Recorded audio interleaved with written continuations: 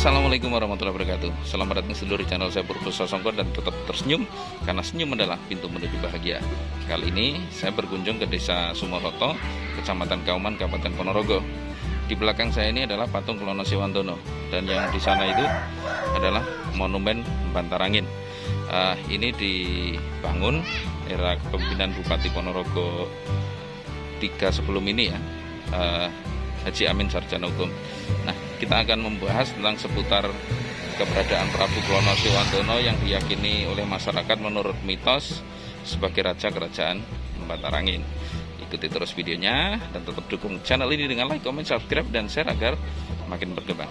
Jangan lupa kalau keluar kenakan masker, patuhi protokol kesehatan agar kita terjaga dari apa yang namanya pandemi COVID-19. Salam.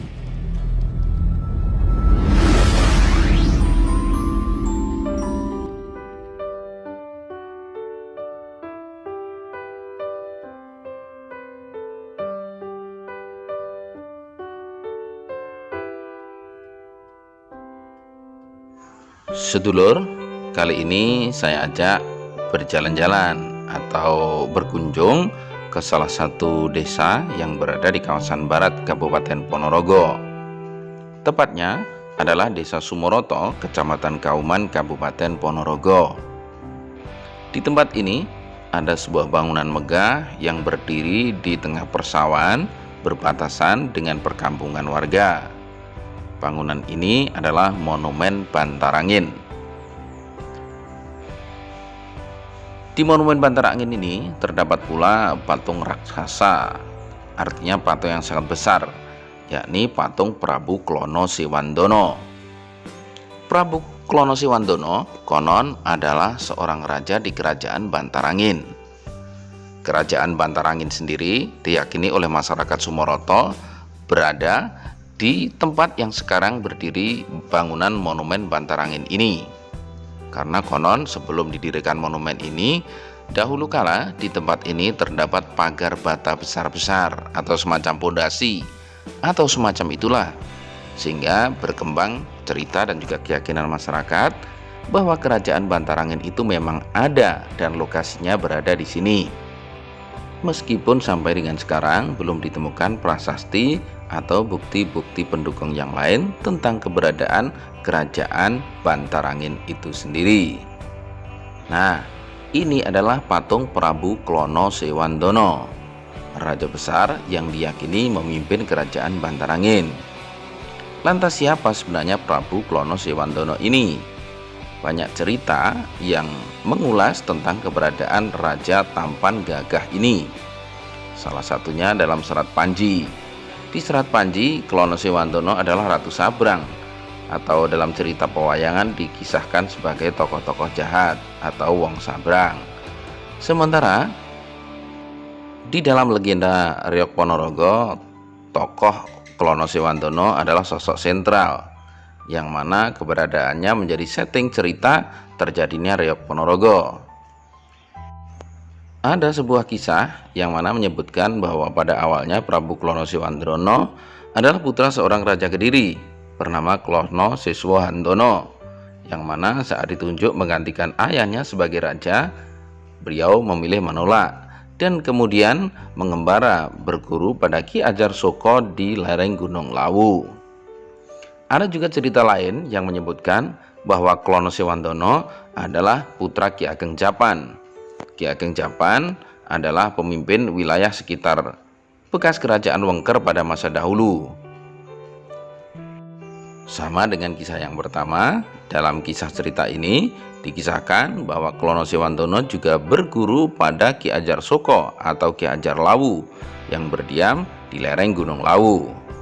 Bersamaan dengan itu pula ikut berguru seorang putra raja dari kerajaan Kediri. Putra raja ini bernama Pujangga Anom atau Pangeran Bajang Anung. Setelah selesai berguru atau menyelesaikan pelajarannya pada Ki Ajar Lawu atau Ki Ajar Soko di lereng Gunung Lawu, Pujangga Anom tidak pulang ke Kediri, akan tetapi ikut serta bersama Klono Sewangdono untuk kembali ke kediaman Ki Ageng Japan. Tempat tersebut kemudian semakin ramai dan berubah menjadi sebuah kerajaan yang pada selanjutnya disebut sebagai Kerajaan Bantarangin. Klono Sewandana menggantikan kedudukan Ki Ageng Japan untuk memimpin wilayah itu, yang selanjutnya mentasbihkan dirinya sebagai Raja Bantarangin dengan gelar Prabu Klono Sewandana. Tertarik dan terpikat akan kecantikan Dewi Songgolangit Putri dari Kediri, Prabu Klono Sewandana pun kemudian mengutus Pujangga Anom atau Pangeran Bajang Anung untuk melamar Dewi Songgolangit sebagai istrinya. Untuk menutupi jati dirinya, Pangeran Bajang Anung atau Pujangga Anom kemudian mengenakan topeng yang terbuat dari emas agar tidak diketahui bahwa dia melamar kakaknya untuk beristri saudara seperguruannya, yakni Prabu Klono Sewandana, raja di negeri Bantarangin. Akan tetapi ternyata hal tersebut diketahui oleh Dewi Songgolangit yang kemudian melaporkan kepada ayahandanya. Betapa marahnya Raja Kediri mengetahui bahwa Pujangga Anom atau Pangeran Bajang Anung melamar kakaknya sendiri meskipun akan diperistri oleh raja dari negeri Bantarangin. Bersabdalah Raja Kediri yang mengakibatkan topeng tersebut tak bisa dilepas. Inilah yang kemudian dikenal sebagai sosok tokoh Bujang Ganong. Merasa kurang berkenan dengan peristiwa tersebut, kemudian Dewi Songgolangit mempunyai permintaan agar pernikahan tersebut bisa digagalkan, yakni adanya tontonan atau pertunjukan yang sebelumnya belum pernah ada, dan perjalanan calon pengantin pria harus melalui jalan yang tidak semestinya atau jalan yang belum pernah dilalui oleh manusia. Hal tersebut kemudian dilaporkan oleh Bajang Anung atau Pujangga Anom yang sudah tak bisa melepas topeng yang melekat di wajahnya kepada Prabu Klono Sewandana di Bantarangin. Dasar raja yang sakti apalagi kaya, hal tersebut tak sulit dilakukan. Tontonan tersebut sudah dipersiapkan. Kemudian Prabu Klono Sewandana mulai menggali tanah yang digunakan untuk jalur calon pengantin pria, Gua Bedali di wilayah Siman sampai dengan tembus di Gua Klothok, wilayah Kediri, ada jalur tersebut. Nah, setelah itu Prabu Klono Sewandana bertemu dengan Raja Harimau dari hutan Lodaya, yakni Prabu Singobarong. Mereka bertempur, Singobarong berhasil dikalahkan dan selanjutnya menjadi penggenap tontonan atau pertunjukan yang belum pernah ada sebelumnya. Dan inilah yang kemudian menjadi cikal bakal terjadinya kisah Reog Ponorogo. Sedulur, ini adalah dongeng. Dongeng itu orang Jawa bilang tipa itu orang mengeng, artinya cerita yang berdasarkan tutur tinular atau dari mulut ke mulut yang kebenarannya belum tentu terjadi atau tidak harus kita yakini. Sekedar berhibur dan menggali cerita sejarah masa lalu. Terima kasih sudah mengikuti video ini. Semoga bermanfaat. Salam budaya.